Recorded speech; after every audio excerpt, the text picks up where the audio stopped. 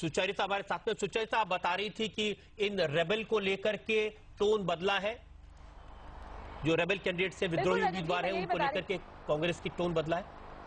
जी, हम ये अब शुरू से ये बता रहे थे इंडिया टीवी पर कि तकरीबन 30 ऐसे कैंडिडेट्स हैं जो कि विरोधी, जो कि बागी उम्मीदवार हैं जिनके जीतने की संभावना हो सकती है। जिस तरह के ट्रेंड्स रजत जी आप मुझे बता रहे हैं, अगर ये नतीजों में तब्दील होते हैं तो मुझे लगता है कि 10 से 12 सीटें कांग्रेस अगर अपने बागियों को अपनी तरफ बना लेगी तो बहुत मुश्किल नहीं होगी उसके लिए, और इस पर काम शुरू भी हो गया। हमने अभी कुछ देर पहले जो प्रदेश अध्यक्ष है मानिकराव ठाकरे, उनसे बात करी और उनकी टोन बिल्कुल बदली हुई थी। उन्होंने यही कहा, जैसा मैंने कहा कि सिर्फ लड़ झगड़ कर गए थे, उनको तो मना लिया जाएगा, परिवार के ही लोग हैं। और ये जो एक तरह की स्ट्रैटेजी है, ये कांग्रेस पहले भी इलेक्शंस में अपनाती आई है और राज्यों में भी।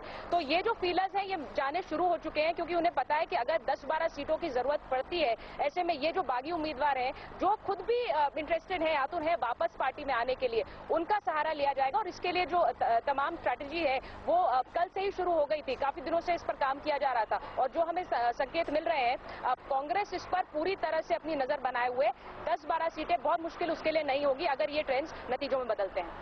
हाँ सुचरिता, इस समय मुख्तार अब्बास नकवी बीजेपी के नेता हमारे साथ में हैं, उनके पास चलते हैं। नकवी साहब, अब महाराष्ट्र के चुनाव के मैंने आपसे बात की थी, अब हरियाणा का, और हरियाणा में अगर ट्रेंड देखें तो 21 सीटों पर कांग्रेस और बीजेपी 4 पर और चौटाला जी की पार्टी 8 पर और अदर्स 7 पर। तो एक तरफा रुझान दिखाई दे रहे हैं हरियाणा में।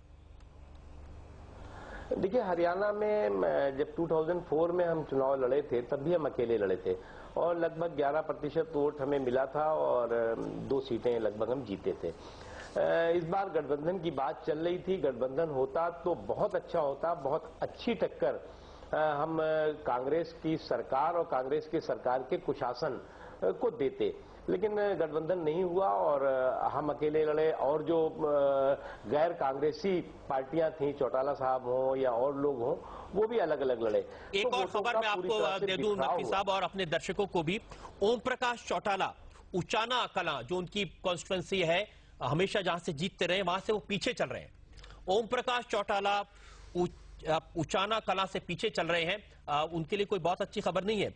पटौदी से आईएनएलडी के गंगाराम आगे चल रहे हैं, कैथल से रणदीप सिंह सुरजेवाला आगे चल रहे हैं और हरियाणा कांग्रेस के अध्यक्ष फूलचंद मुलाना ये अपनी सीट पर पीछे चल रहे हैं। और रजत जी, हमारे पास में हरियाणा में भी आधे से ज्यादा ट्रेंड आ गए हैं और हमारा अर्ली सीट प्रोजेक्शन सिस्टम जो अब बता रहा है, हरियाणा में अगर ये ट्रेंड कंटिन्यू रहे तो कैसी होगी विधानसभा।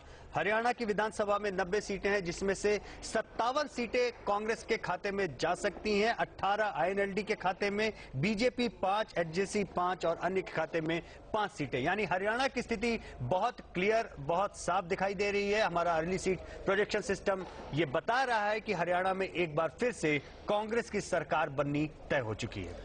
नकवी साहब, आपको लगता है कि गलती की भारतीय जनता पार्टी ने, कुलदीप बिश्नोई की पार्टी के साथ समझौता कर लेते, उनको नेता प्रोजेक्ट कर देते तो शायद बेहतर स्थिति होती? देखिए, गठबंधन का युग है, गठबंधन होता तो बहुत अच्छा होता। गठबंधन नहीं हुआ तब भी हम पूरे उत्साह के साथ, पूरे ताकत के साथ, और हमारा पार्टी का एक एक कार्यकर्ता चुनाव के मैदान में था और हम चुनाव 90 की 90 सीटों पे चुनाव लड़े। रिजल्ट अब आने वाला है, रिजल्ट हमें लगता है कि रिजल्ट जो है वो उत्साहवर्धक होगा। कुछ और ट्रेंड्स आए हरियाणा से। अंबाला सिटी से विनोद शर्मा 1200 वोटों से आगे चल रहे हैं, सरकार में मंत्री थे, उनके बेटे के जेल जाने के बाद उन्हें हटना पड़ा था। काफी करीबी माने जाते हैं भूपेंद्र सिंह हुड्डा के। अंबाला सिटी से विनोद शर्मा 1200 वोटों से आगे चल रहे हैं। अंबाला कैंट से कांग्रेस के निर्मल सिंह 2200 वोटों से आगे हैं। आदमपुर में हरियाणा जय हिंद कांग्रेस के नेता कुलदीप बिश्नोई 2021 वोटों से आगे चल रहे हैं। कुलदीप बिश्नोई आगे चल रहे हैं, वो अपने आप को दावेदार मानते हैं हरियाणा के मुख्यमंत्री पद का, लेकिन न उनका बीएसपी से समझौता हो पाया, न बीजेपी से, उसका नुकसान हुआ। लेकिन चौंकाने वाली खबर है उचाना कला से, जहां ओम प्रकाश चौटाला पीछे चल रहे हैं।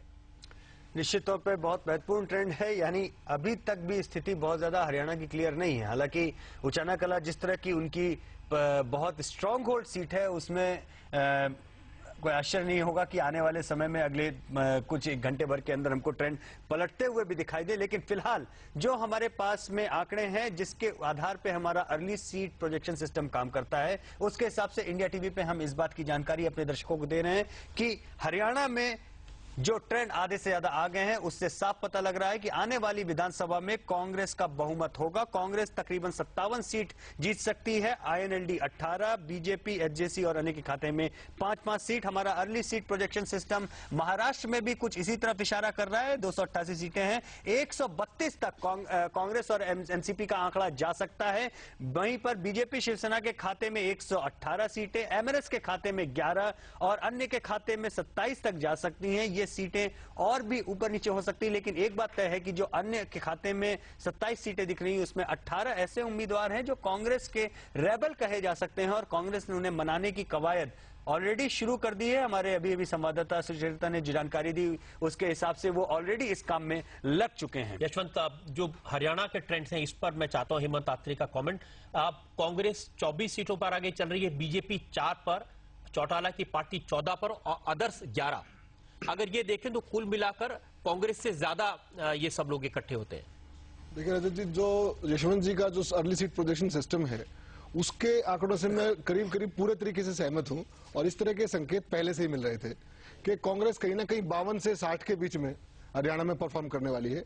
क्योंकि कारण है उसका कि हाल का अगर आप लोकसभा चुनाव देखें, नए डिलिमिटेशन के बाद हुआ था वो चुनाव और 59 सीट्स पे लीड किया था। लेकिन एक चीज जरूर है, कांग्रेस बेहतर कर सकती थी, कुछ कैंडिडेट्स के खिलाफ एंटी इनकम्बेंसी अगर उनको रिप्लेस कर देती तो वो कांग्रेस नहीं कर पाई और उसी के कारण कांग्रेस को जो पिछली बार 67 वोट टिकट सीट मिली थी वो कहीं ना कहीं 55-57 के आसपास या 60 तक भी पहुंच सकते हैं। लेकिन जो आपने रजत जी बात की थी ओम प्रकाश चौटाला वाली, उसमें थोड़ी सी मैं एक एडिशन करना चाहूंगा कि ओम प्रकाश चौटाला पहली बार उचाना कला चुनाव लड़ रहे हैं। इससे पहले वो नरवाना से चुनाव लड़ते थे, नरवाना सीट रिजर्व हो गई है और इस बार चूंकि लोकसभा चुनाव में आईएनएलडी को उचाना सीट से 30,000 के आसपास की लीड मिली थी तो ओम प्रकाश चौटाला जी ने ये सीट चुनी थी चुनाव के लिए। दूसरी सीट पर वो आगे एलनाबाद में उनको कोई दिक्कत नहीं है, वहां से वो आगे चल रहे हैं, एक तरफा चुनाव है एलनाबाद। अच्छा कि आपने मुझे करेक्ट किया कि उचाना कला से पहली बार लड़ रहे हैं। अवतार सिंह भडाना कांग्रेस के नेता हमारे साथ स्टूडियो में है। भडाना जी, जिस तरह के ट्रेंड आ रहे हैं कांग्रेस से और जैसे उन्होंने कहा कि अगर टिकट देने में कांग्रेस ने और थोड़ी सी तरीके से दिए होते तो शायद और बेहतर स्थिति होती।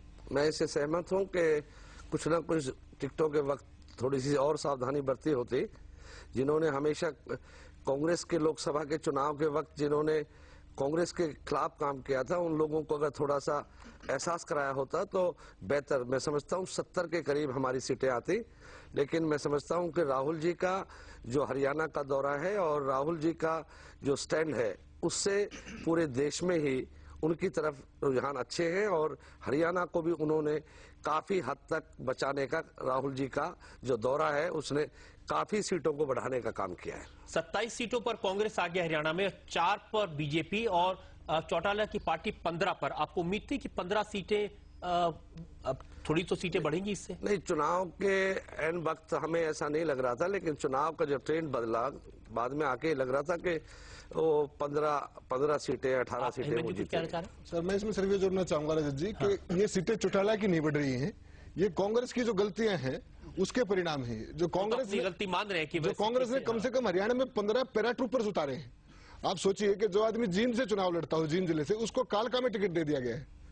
जिस आदमी का कंस्टिट्यूंसी के अंदर कास्ट कम्बिनेशन या कोई भी कम्बिनेशन नहीं बनता है वहां से चुनाव टिकट दे दिया गया है। कांग्रेस ने ऐसे करीब 15 प्रयोग किए हैं। इतने बड़े वोट गैप के बाद में 20% के आसपास के वोट गैप के बाद में कांग्रेस को 70 से नीचे नहीं जीतना चाहिए था। एग्जैक्टली वही मैं कह रहा था यशवंत जी, जब कोई अपोजिशन ना हो, स्कैटर्ड अपोजिशन हो, सारी चीजें आपके हित में जा रही हो और उसके बावजूद अगर आप टिकट डिस्ट्रीब्यूशन में जिस तरह की भीतरघात, एक चीज मैं कहना भूल गया था कि जो भीतरघात कांग्रेस के अंदर हुआ है जी वो भी हिस्टोरिकल हुआ है इस बार।